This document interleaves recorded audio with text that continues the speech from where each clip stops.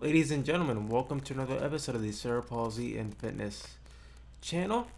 And today I'm going to compare AEW to WWE and the differences and the similarities. So, speaking about AEW, AEW was formed in 2019, and the main uh, driving force were Jericho, the Young Bucks, and Omega. Of course, WWE's been an exception for decades since they were part of the NWA territories back in I believe, in the 60s. Um, so since then, you've witnessed WWE transform from a territorial wrestling organization to the 80s with Hulk Hogan, to the 90s with the Attitude Era of Stone Cold, The Rock, Triple H, Rikishi, uh, you know, Degeneration X, all those awesome tag teams that I remember from my childhood watching, to then the Ruthless Aggression era with John Cena and Randy Orton and many others that were a part of that era. Of course, I don't want to forget the Hardys, Edge and Christian, and Undertaker from the Attitude Era, and Mankind. We can't forget him either. So that was a little brief rundown of the different eras where WWE went on, and then as you know, you had the Ruthless Aggression era for about give or take, let's see, up to 2014, and then 15 it kind of started getting downhill, and then 16 it kind of started getting towards the PG era, and then of course I'm not gonna knock the PG era in this video because I have to remain biased, and I know times change, and I know the demographic changes. So now, in this era, you're focusing more on the kids, more on how to keep them entertained.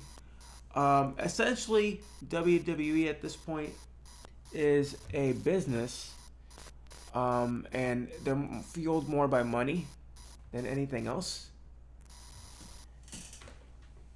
And the thing with WWE is now they're fueled by money. You're talking about big superstars like now John Cena, who's at the top. You're talking about these new up and coming superstars that came up from this new company called NXT. You have names such as Seth Rollins, CM Punk from ROH, who helped uh, get the company up and running. All these new names helped the WWE in this era. However, then comes AEW in 2019. And then a lot of the superstars that were in WWE full time, such as like Lesnar, Cena, now they're part time. And then you even had Triple H, who was a full time competitor, gone part time, gone corporate role, was in charge of NXT for a little bit, and then all of a sudden, bam, he kind of disappears off the spotlight because they're changing things around. AEW comes, gives NXT competition, uh, beats NXT for the most part, and ratings, for several weeks, until eventually they decided to scrap the black and gold brand and go with this rainbow, very bright, very vibrant version of NXT 2.0. A lot of new faces were there. A lot of old faces were called up to the main roster. And then, as you know, when you have a blood roster such as WWE and AEW, which I'm gonna say both have overloaded rosters, too many superstars, and not enough time, you'll get lost in the shuffle. Because in both companies, there's so much talent. I mean, so much talent for you to be using the same people over and over and over. Like for WWE, I don't want to be seeing Ronda Rousey weekly. I don't want to be seeing Charlotte Flair weekly. I don't want to be seeing you know, whoever's there, the same recycled champions weekly. You want something new, something fresh. And that's where a lot of these old school fans, like myself, kind of complain, because it's the same storylines with the same people weekly. Now, I'm not going to bash what's going on right now with Cody and Seth because what Cody and Seth are doing right now is phenomenal. They've been putting on straight up brawls, straight up awesome matches, like ridiculous.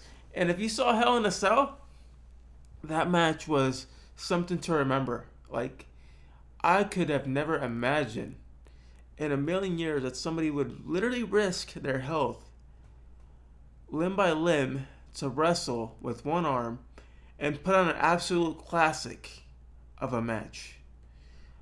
I mean, you have, like I said, you have talent there. It's just right now with, Vince running the helm and you have Nick Khan, things are kind of stagnant and they're not going so well, in my opinion. With AEW, I'm gonna give you right now the positives is the fact that they put on great matches, and of course, they do their own thing. They can hold their own. But the downside to AEW is too many tag team matches, too much blood, like weekly, like every single week. There's somebody has to be busted open. Like why? Like why do you want to see blood weekly? Like you wanna have it to where it brings like suspense to the storyline. Like, but if you have a weekly to where people are seeing blood weekly, it's like oh, what the heck? It's gonna be the same old thing all the time. Them getting busted open, yada yada yada. Um, also, the length of the title reigns are sometimes either too short or too long, and then half the time the title shots are given to ex WWE superstars. Like they're getting really like into that, but I mean, I'm all in for homegrown talent in AEW getting their shot. I do like the fact that they have 3 shows, which splits the time, but their roster is just too big. No pun intended. They gotta do better with that, and they gotta start trimming it down. Also, the women's division, they really need to work on that for AEW right now. The women's division there is really weak. I mean, now they just got Athena, so that's one big signing. I mean, they need a few more. Honestly, if they can bring in Sasha and Naomi together, I think that'd be a nice little combo to kind of balance the women's division out. Also, what'd be really interesting is that they can bring in AJ Lee. Not to wrestle, but to be there behind the scenes. To help build that AEW women's division to make it better than what it really is now. Um, I'm not sure what's gonna happen with the AEW title, but I have been reading online, and I do kind of agree that right now, either Miro or MJF could be possible candidates for the belt. And I'm not mad at that. I'm not mad at that. Um, I'd be so inclined to see that. Um, so in regards to disadvantages, Of course, you have WWE that has creative control on the wrestler's character, the name, the likeness. Unless you're like huge, like a major superstar like The Rock and John Cena. There's no way, and Stone Cold, there's no way in hell that they're gonna change their likeness, their image, their name. They can't be touched. I mean, even though Austin at WrestleMania 38, they tried to tell him, "Don't flick the crowd off, don't flick the crowd off," and he still did it. He still did it. But I'm kind of glad he did because that's a signature trademark. Why would you take that man's trademark away? Like seriously. And also you can't touch the Undertaker either. So that's another reason why there's several very few superstars in the WWE that you won't touch versus AEW that supposedly has no writers and they have control for the most part. However, I've read that from ex-casters reps. Tony Khan has to approve his reps because some of the stuff he says on air is like ridiculous. Like you think to yourself like, how in the hell do you get like away with that? Like seriously? But then that's where you get the crowd drawn in, and that's where Khan's like, you know what? I'll prove some stuff, but some stuff I have to look it over before he goes on air with it. So, in other words, speaking as a general wrestling fan, let's appreciate wrestling right now. We're living in an era where we have so many options for wrestling. We got New Japan, we got AEW, we got WWE, we got all these options. As wrestling fans, it's like a super WrestleMania. It's like having your birthday, but every month of the year with a pay per view or a special event. So this is my comparison